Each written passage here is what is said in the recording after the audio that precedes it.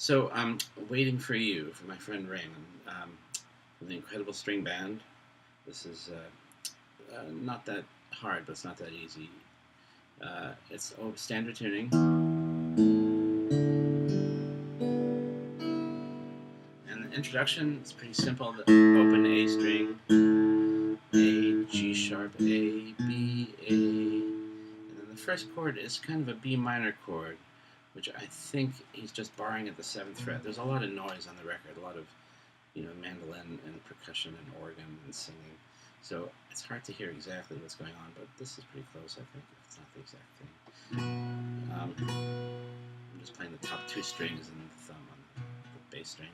And the melodic thing is the 7th and 9th fret, playing with my pinky. And then this sort of D shape here, D chord. 5th fret, 7th fret on the 2nd and 3rd strings. And then I open the high string and I lift my index finger. Sometimes it goes on the 2nd string, sometimes it goes. So you can alternate between that. I do one first and then the other. So it's.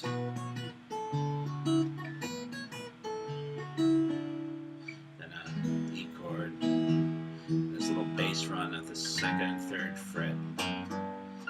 A chord where I'm using my pinky to get the 1st and 2nd strings, and since my index finger is barring the 2nd fret, I can do this melodic thing, and then 5, 4, 3 onto this A 7th chord, and then a D chord. Sometimes I think he's leaving the E string open, and then playing the 3rd fret of the 2nd and 3rd strings, sort of B flat chord, and then D, and that's pretty much the verse part.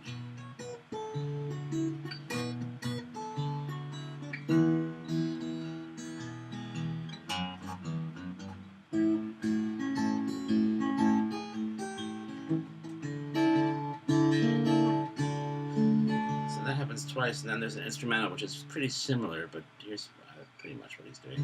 That D chord, and I'm playing with my index finger and the 2nd and 3rd finger, leaving my pinky free because the pinky's doing some stuff. So he's doing variations of that. Sometimes you go. And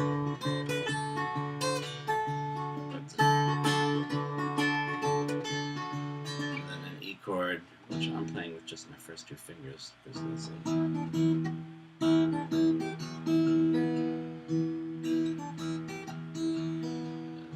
Variations on that, and then the same, or some variation thereof, or whatever. You can listen to what he's doing. If you can hear what he's doing and figure out what he's doing, but any of these things work. And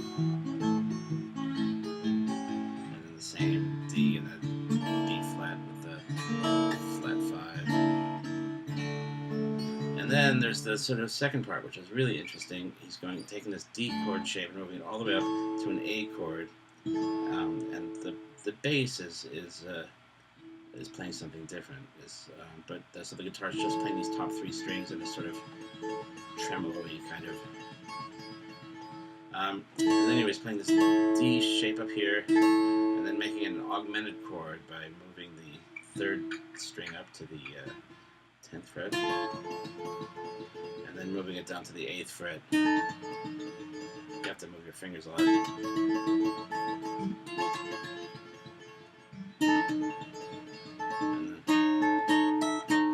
So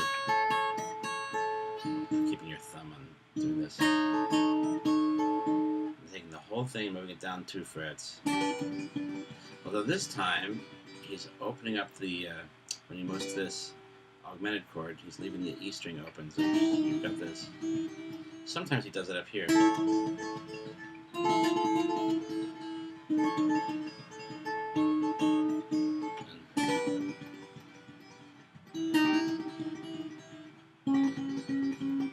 Same freeze. And then there's an interesting thing here, this D chord, and then he's moving himself down to this F sharp 7th, where he's playing the bass with the thumb, I'm guessing, and leaving that high E string open to get the 7th.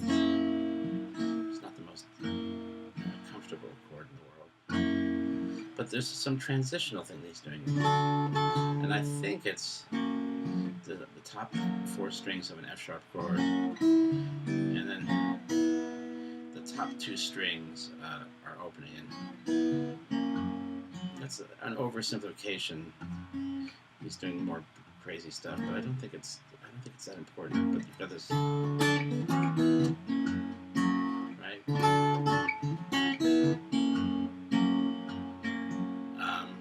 And then an A chord, A seventh, and he's got this little melodic thing happening on the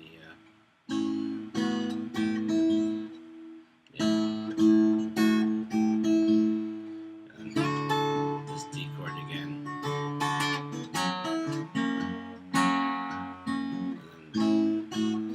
and then D, and then a G chord played just like a D chord, but on the 7th and 8th fret. Then E, and then A 7th. So just to review that whole pitch.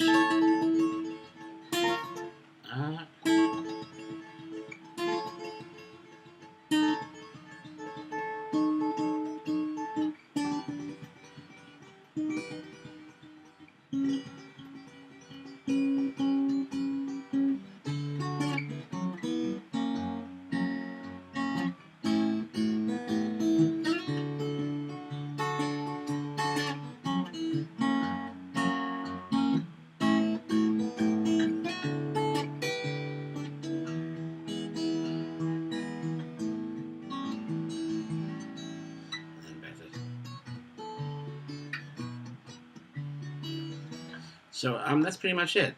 Then it just repeats the instrumental part over the end. If you want to do the whole talking bit at the end, introducing the band, and then it ends the same as the beginning. That's all. Just D chord. So there you have it. If you can figure out something that I haven't got, please let me know. If you have any questions, also please feel free to let me know. And I hope this was worthwhile. Thanks a lot.